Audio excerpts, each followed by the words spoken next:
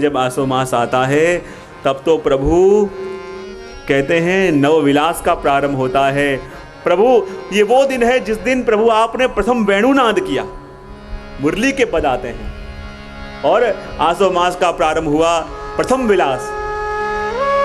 9 दिन ठाकुर जी अलग अलग विलास करते हैं, उसमें प्रथम विलास प्रभु ने किया और कहते हैं उस दिन गोपियां जौ के बीज बोती, जवाहर बोते हैं ना बीज, उस दिन जौ के बीज बोए जाते हैं। देखो अपने वहां विलास से लेके शरद पूर्णिमा तक तीनों का संबंध है बीज, वृक्ष और फल। बीज क्या? अपन ने जौ के दाने बोए, वो क्या है? बीज। वृक्ष क्या?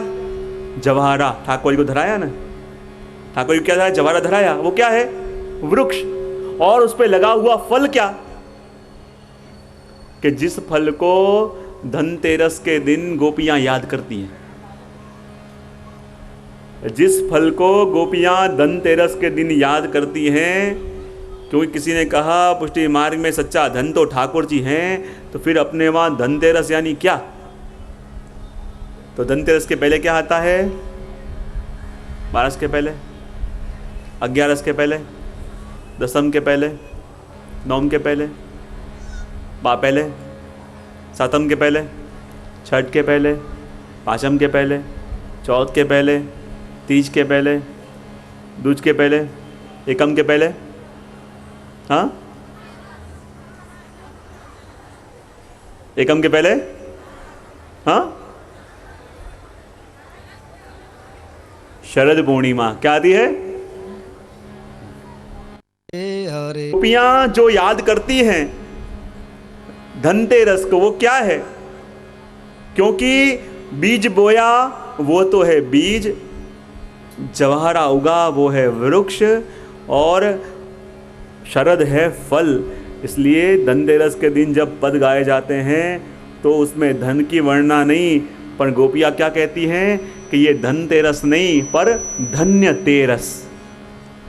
शरद में ठाकुर जी ने गोपियों को जो रस का अनुभव कराया, उसी रस का स्मरण गोपियां करती हैं और कहती हैं हे प्रभु धन्य तेरस, वो रस धन्य है कि जो शरद के दिन आपने हमको अनुभव कराया। तो सबसे पहले जब विलास का प्रारंभ होता है बीज बोए जाते हैं। बीज क्या है? जौ का बीज। क्यों?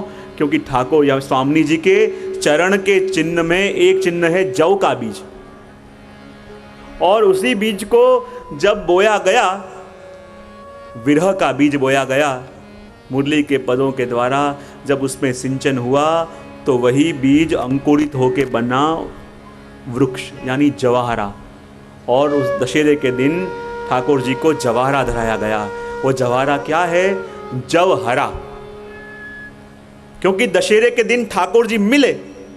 जब तक प्रभु दूर थे तो प्रभु ये विरह का ज्वर हमें बड़ा परेशान कर रहा था, ये विरह का ज्वर हमें बड़ा तकलीफ दे रहा था। लेकिन जब प्रभु मिले तो प्रभु ने मिलके विरह के ज्वर को हरा, इसलिए कहा जवहरा।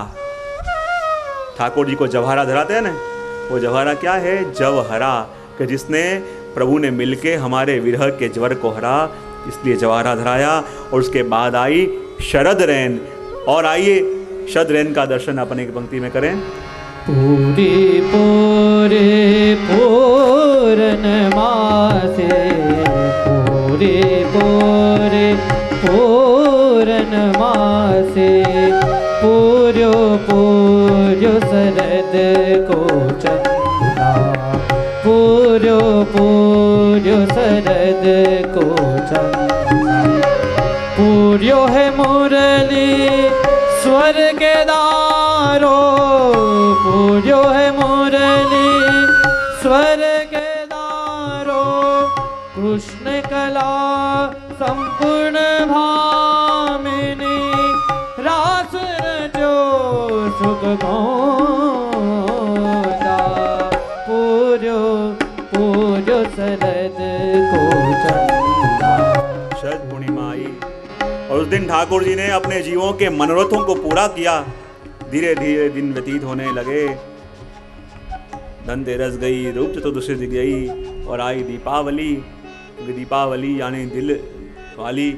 और जिस दिन दीप प्रगटे, ठाकुर जी हटड़ी में बिराजे, और हटड़ी यानी दुकान। ठाकुर जी दुकान लेके बिराजे कि जिसको जो चाहिए मेरे पास से मिलेगा। और कहते हैं उस समय कान जगाई करी गई, गाय को बुलाया गया, और दूसरे दिन एकम है, और एकम के दिन ठाकुर जी को अन्नकूट अरोगाया गया, और ठाकुर जी गोवर्धन पूजा करने के लिए पधारे। ठाकुर जी ने गोवर्धन पूजा करी।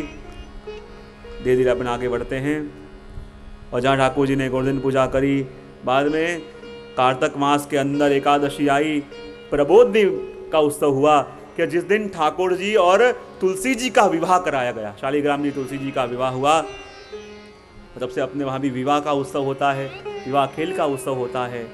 ठाकुर जी अपने स्वामी हैं और ठाकुर जी के संग जीव का विवाह। उसके बाद धीरे धीरे समय जाने लगा, व्रतचर्या का भाव आया। गोपियाँ सब कात्यायनी व्रत कर रही थी और जल में स्नान करने गई। ठाकुर जी ने वस्त्रों का हरण कर लिया और अलौकिक वस्त्रों का उनको दान दिया। बाद में माक्षर मास आया, वद पक्ष आया, नवमी आई, और वो अपने पुष्टि मार्ग के रसिक ऐसे श्री गुसाई जी का उत्सव आया। वो ऐसा उत्सव कि जो उत्सव स्वयं श्री जी ने मनाया।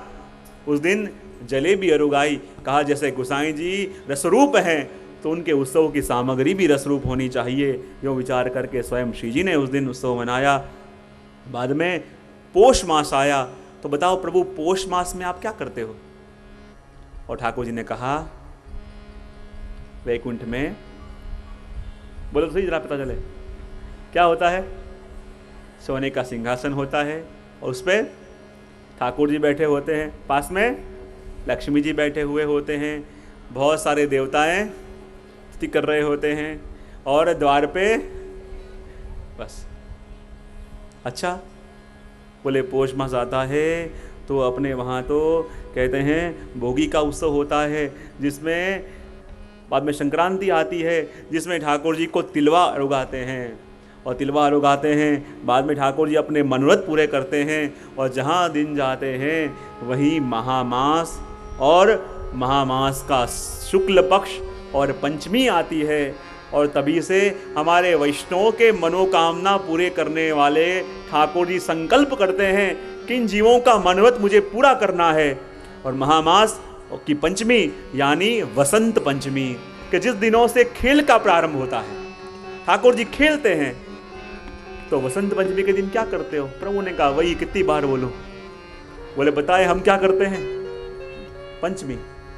श्री पंचमी परम मंगल दिन, मदन महोत्सव आज। श्री पंचमी परम मंगल दिन, मदन महोत्सव आज। बसंत बनाए चल ब्रज बनीता, कर पूजा को साज। श्री पंचमी परम मंगल दिना, मदन महोत्सव, मदन महोत्सव, मदन महोत्सव ठाकुर जी को सफेद वस्त्र धराते हैं और वसंत बिहारी लाल के आम्र मोर की कली खोसते हैं।